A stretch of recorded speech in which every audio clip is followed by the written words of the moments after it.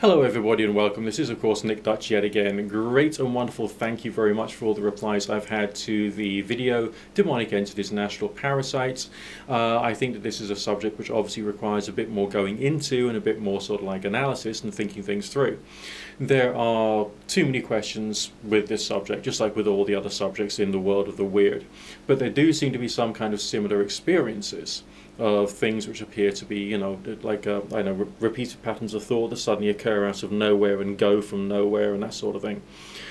People seem to experience these things. People seem to be influenced by these things. But I also want to add a word of caution here, because when my candidiasis was like well worse, we're talking about 30 years ago, I would struggle to be able to feel and think properly.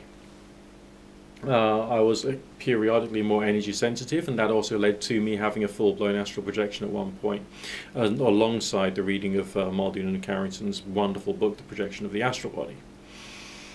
But it did feel as though there was some kind of like weight on my mind, and I couldn't actually think past it. You know, it's like this thing was blocking me, was stopping me. Almost it felt like there was something of an astral parasite nature stopping my, you know, rational, reasonable mind from time to time. But when the candidiasis was like completely and utterly like sorted out after various different treatments, of course it carried on coming back, but we did get it sorted out. Then that experience within the mind just kind of like left me. So sometimes there may easily be what you might consider to be symptoms of a spiritual parasite of some variety, but it could actually just be to do with a physical disease issue which is going on inside you, which also needs work. And funnily enough, it's Spooky 2 that's helped me an awful lot with that. One of the inquiries which was out there was, is there any particular frequencies that could be used with Spooky 2 specifically for spiritual parasites of some variety or description?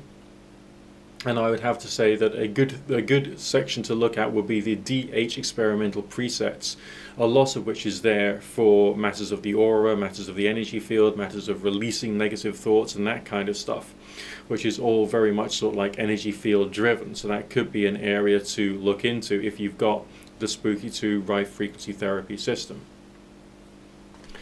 Should I turn around to you and say you should be afraid of these things? I don't think it's worthwhile investing too much in terms of either worry or fear about these things at all, because that wouldn't help you. It's best to just try and find ways of making yourself more physically and psychologically healthier, and then one would assume that any negative forces would then like not be able to cling on to you, or you would have a better ability to fight them off because your own personal astral defenses will grow and strengthen. Alright, so like different ways of thinking, different ways of reacting emotionally to a complicated situation, so that these things don't dominate your mind and don't upset you and don't make you worried and paranoid and fearful and depressed. But it's definitely something worthwhile thinking about. If you've got any more experiences about these apparently spiritual or demonic parasitic entities, then please, you know, let me know in the comments section, because you guys are helping me as much as I'm helping you. And so, you know, we can grow and learn together. Keep cool, chill out, speak to you soon.